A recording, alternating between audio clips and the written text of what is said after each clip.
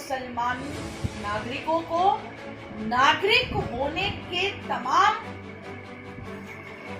जो एक नागरिक होने के नाते जो अधिकार उनको भारत का संविधान देता है,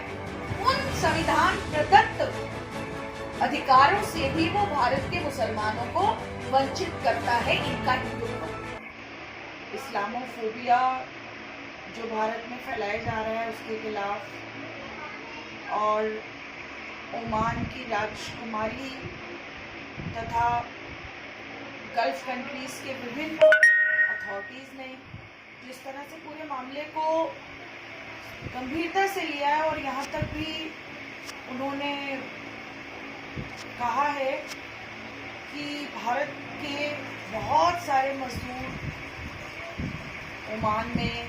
गल्फ कंट्रीज में काम करते हैं, और इसके संदर्भ में भी उन्होंने कुछ तरह की चेतावनी ट्विटर्स पे दी है। मैं समझती हूँ कि भारत के अंदर जो आरएसएस है, राष्ट्रीय स्वयं सेवक संघ है, और इनके जो हिंदुत्व की कॉन्सेप्ट है, इनके जो हिंदुत्व की अवधारणा ये भारत के ऊपर लादना चाहते हैं, और इनका हिंदुत्व है उच्च जातीय पितृ सत्तात्मक अहंकारवाद, जो एक तरफ कॉरपोरेट घरानों की सेवा में नतमस्तक रहता है और दूसरी तरफ देश के मुसलमान नागरिकों को नागरिक होने के तमाम,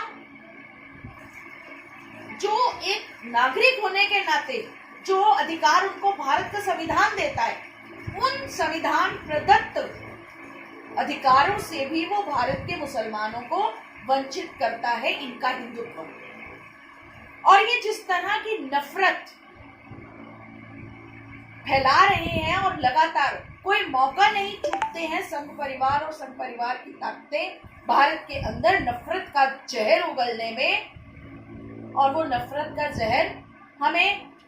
CAA विरोधी प्रोटेस्ट में भी देखने को मिला, और सबसे ज्यादा वो अभी जो भारत के अंदर कोरोना का कहर भारत के अंदर है, तो कोरोना तो एक वायरस है, परंतु इन्होंने कोरोना को भी हिंदू और मुसलमान बना दिया है। जिस तरह भारत के बहुत सारे जो मीडिया हाउसेज है, कॉर्पोरेट के जो मीडिया हाउसेज है, वो जिस तरह से मरकज को, तबलीगी जमात के बारे में उन्होंने क्या क्या किस किस तरह का जहर उगला है, उन्होंने एक वायरस को भी हिंदू और मुसलमान में डिवाइड कर दिया, और उनके इन चैनलों के द्वारा ये आरएसएस का जो ये माउथपीस बनने की कोशिश इन मीडिया हाउसेस ने, जिसको आमतौर पर गोदी मीडिया कहा जाता है, जिस तरह से इन्होंने अपने चैनल्स पर जैसा जहर उगला है, उसका परिणाम हुआ है कि इस तरह की दिल दहला देने वाली रिपोर्ट्स आई हैं कि मुस्लिम लड़कों की पिटाई की जा रही है, कि ये झूठ बात फैलाई जा रही है कि ये एक पूरा का पूरा कौम जो है पूरे देश के अंदर कोरोना वायरस फैला रही है। मेरठ के अंदर वैलेंटाइन कैंसर अस्पताल, उस अस्पताल ने तो सारे के सारे अखबारों के अंदर विज्ञापन ही दे डाला कि यहाँ पर जो है मुसलमानों को इलाज ही नहीं किया जाएगा। अब किस तरह का ये नफरत का जहर पूरे देश के अंदर फैला दिया है ये आरएसएस के लोगों ने, और उसका परिणाम है कि आज दुनिया के अंदर गल्फ कंट्रीज में, उन गल्फ कंट्रीज में जहां भारत के नागरिक बड़ी तादाद के अंदर नौकरी करते हैं, गल्फ कंट्रीज के अंदर काम करने वाले भारतीयों में वो हिंदू भी हैं, वो मुसलमान भी हैं। आज आपने क्या कहने पर मजबूर कर दिया है गल्फ कंट्रीज की अथॉरिटीज को, हमारे भारत के उन नागरिकों पर, और इसके लिए जिम्मेदार संभवतया, और न केवल संभवतया बल्कि पूरी तरह से ये जो आरएसएस और इस तरह की हिंदुत्व की ताकतों के द्वारा, और इनको जिस तरह का, मुझे ये कहने में कतई गुरेज नहीं है ये कहने में कि भारत की सरकार फेल हो गई इन तमाम आरएसएस के लोगों के ऊपर सख्ती के साथ कार्रवाई करने पर। आज हम देख रहे हैं कि इनका किस तरीके से रवैया जामिया मिलिया यूनिवर्सिटी के अंदर 15 दिसंबर को जो दिल्ली पुलिस ने हमला किया था छात्रों के ऊपर, आज उन हमलावरों को तो गिरफ्तार नहीं किया गया है, पर जामिया कोऑर्डिनेशन कमेटी के लोगों को, जिसमें महिलाएं भी शामिल हैं, उनको यूएपीए कानून के तहत गिरफ्तार कर दिया गया है। आज हम देख रहे हैं एंटी-सीएए प्रोटेस्ट, जिस तरह से महिलाएं निकली थी, मुस्लिम महिलाएं निकली थी देश के विभिन्न इलाकों के अंदर शाहीन बाग से प्रेरणा लेते हुए, और उन्होंने भारत के संविधान की रक्षा के लिए बिल्कुल शांतिपूर्ण तरीके से, जबरदस्त तरीके से भारत का झंडा, तिरंगा को लहराते हुए भारत के संविधान की रक्षा, वो संविधान जो भारत के अंदर विभिन्न धर्मों को, विभिन्न भाषाओं को, विभिन्न बोलियों को, विभिन्न